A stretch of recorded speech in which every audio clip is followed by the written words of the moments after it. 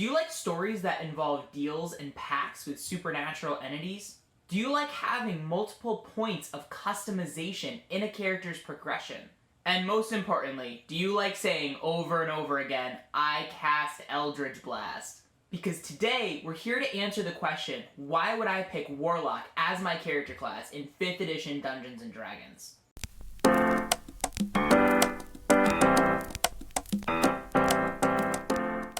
Hi everybody, my name is John from DM Shower Thoughts, where we find our best selves through gaming. Today's video is all about Warlock, the resident edgelord of the 13 official classes in 5th edition Dungeons & Dragons. Like the cleric, the Warlock story is really integrated in the cosmology of a D&D world. However, unlike clerics, a lot of times a Warlock and its patron don't exactly align. However, unlike clerics, Warlocks don't always agree or align with their patron. And because of this, although the patron is mentioned in a lot of the Warlock abilities, the Warlock doesn't necessarily need to have a role-playing interaction in the same way that cleric mechanics do. For example, whereas the resolution of a divine intervention is really up to the Dungeon Master, Warlock features will reference the patron, but the abilities stay the same every time they're used. Now, like all videos in this series, we're going to be looking at 5 distinct mechanics that you get by investing in Warlock levels, and we're going to be defining the Warlock playstyle separate from its prescribed lore. Although Warlocks have some of the richest mythology that's built into their class's design out of all of the different classes, you could conceivably tell the same story through other classes like a cleric or paladin. Also, like the other casters we've covered so far, I'm not going to be doing a spell-by-spell evaluation of every entry in the Warlock spell list. Instead, I'm going to be commenting on the general trends that you see in the Warlock spell list, as well as just name some standout spells that I found particularly memorable, both in function and flavor at the tables I've been a part of. So, let's dive in. Major mechanic number 1 is the Warlock's Pact Magic. Now, while other spellcasters have a specific feature called spell casting, which has to do with the way you calculate a multi-class character's spell slots, Warlocks instead have Pact Magic. With Pact Magic, Warlocks only have a limited number of spell slots. However, they do reset on short rests rather than long rests. Those spell slots get bigger as your Warlock levels up, and your Warlock spell slots are always at their highest level whenever you cast a spell with them. This means that if you're in a game that has a lot of short rests, your Warlock may be casting bigger spells more often than the other spellcasters in your party. However, what this also means is that if you're in a game that has a lot of RP and then one set piece encounter per long rest, then the Warlock may seem a lot less powerful than other spellcasters similar to it. By itself, Pact Magic also doesn't give Warlock the ritual casting feature, meaning that the only way it can perform rituals is through some of its invocations, which we'll talk about a little later. So now that we've covered Pact Magic, we're on to major mechanic number 2, which is Eldridge Blast. So this one is definitely cheating by including it on the list. Technically, Eldridge Blast is a cantrip that's part of the Warlock's Pact Magic, but it is so significant to the Warlock's overall playstyle that I had to include it as its own separate entry. And I mean, I definitely know players, including myself, that have made several characters that just take 2 levels of Warlock for this spell alone. The reason Eldritch Blast stands out so much as a cantrip is that it's up there with the best ranged cantrips and the best damage type with a really high damage die. Eldritch Blast can be fired up to 120 feet away, and each beam deals 1d10 force damage. That's a bigger damage die than a longbow, and a damage type that is very rarely resisted to.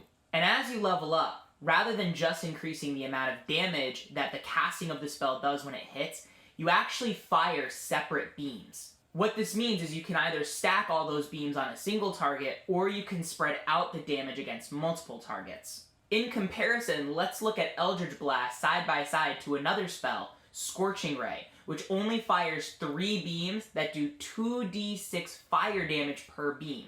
And fire damage is much more commonly resisted or immune to than force damage, and that requires a 2nd level spell slot for each casting. Once you hit 17th level as a Warlock, each time you cast Eldridge Blast, you get 4 beams of force for free. And because each of those beams is considered separate attacks, if you somehow enhance those Eldritch Blasts, those enhancements apply to each one of those beams. And that, of course, brings us to major mechanic number 3, which is the Warlock's Eldritch Invocations. So like Cleric, Warlocks choose their subclass at first level. But, unlike a lot of other classes, they actually get 2 additional features that allow a player to customize exactly the kind of Warlock they want to build. And the first one of these additional options is in your Eldritch Invocations. Now these invocations are like little Warlock-only feats, and depending on which ones you select, will drastically change your Warlock's playstyle. For example, Devil's Sight allows your character to see through magical darkness, so it's common for Warlocks to take this invocation, cast the darkness spell on themselves so that they can see their target, but their target can't see them, so that way attacks against them have disadvantage, and their attacks have advantage because they're an unseen attacker. It's not the most team-friendly strategy, but I've used it a lot and it is really effective.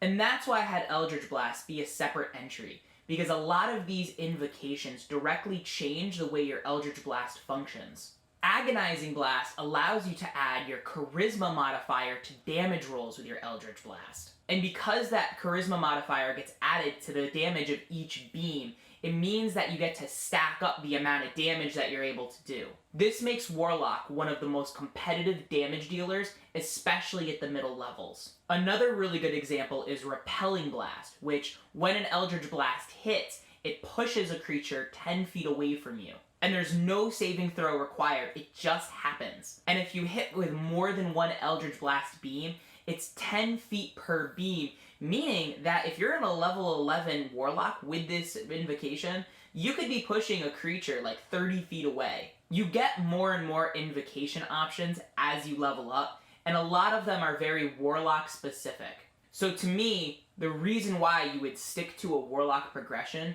is the unique playstyle that you get from these invocations. And speaking of customization, we're on to major mechanic number 4, which is the Warlock's Pact Boon. At level 3, your Warlock gets to choose from one of 3 Pact Boons that can also really define its play style. These 3 Pact Boon options are Blade, Chain, and Tome.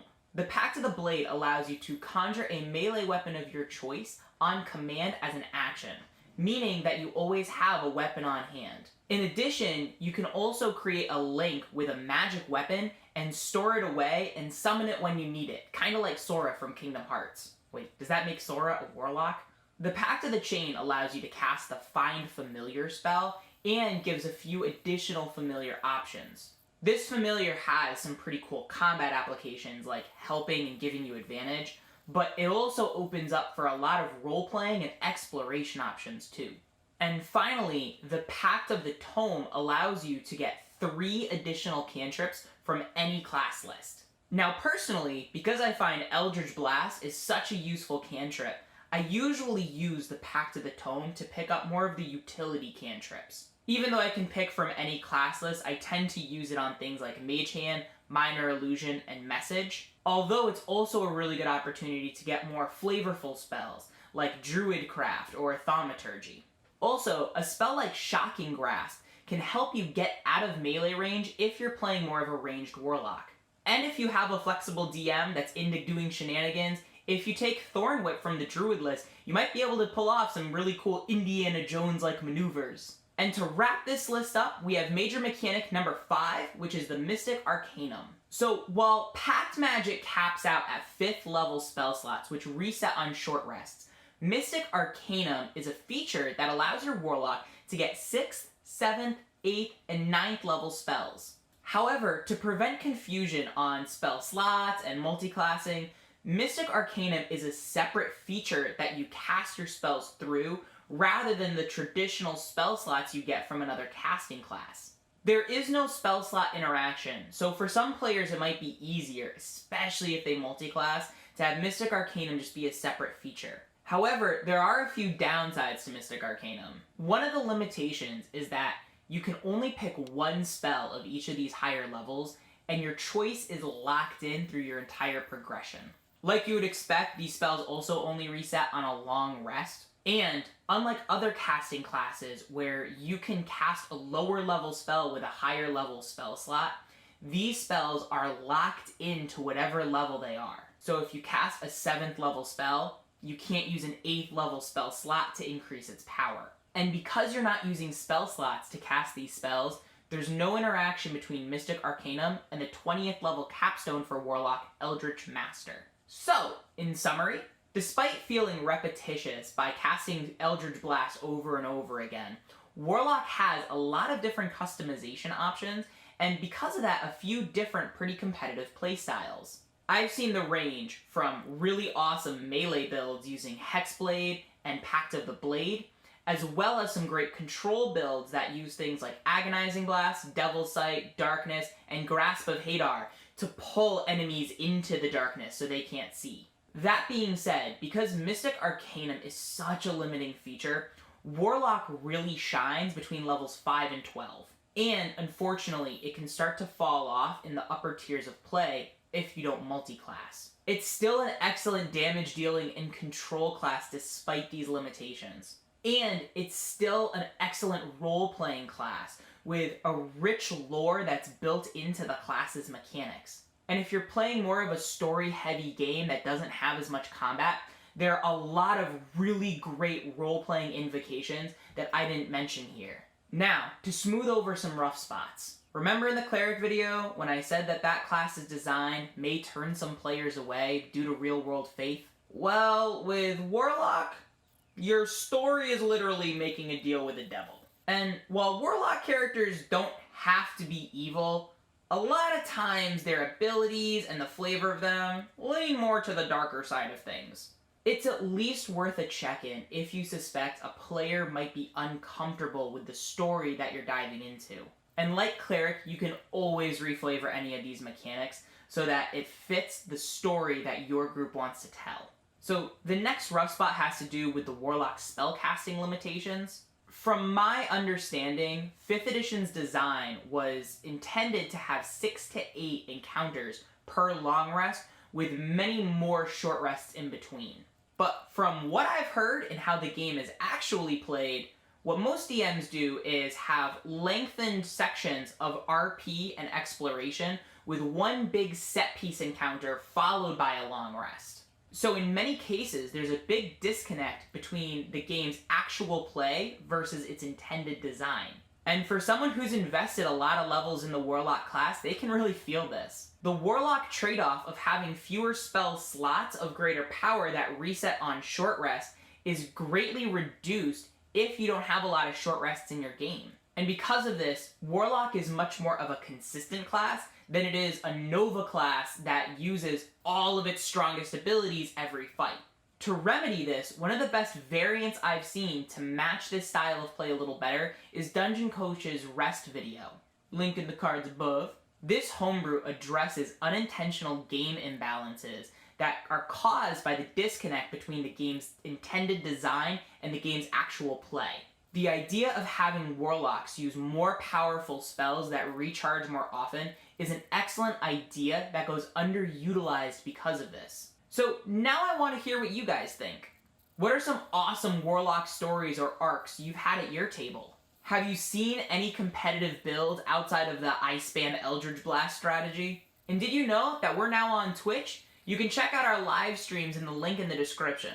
Have an awesome day, everybody, and remember, game responsibly. Bye-bye now.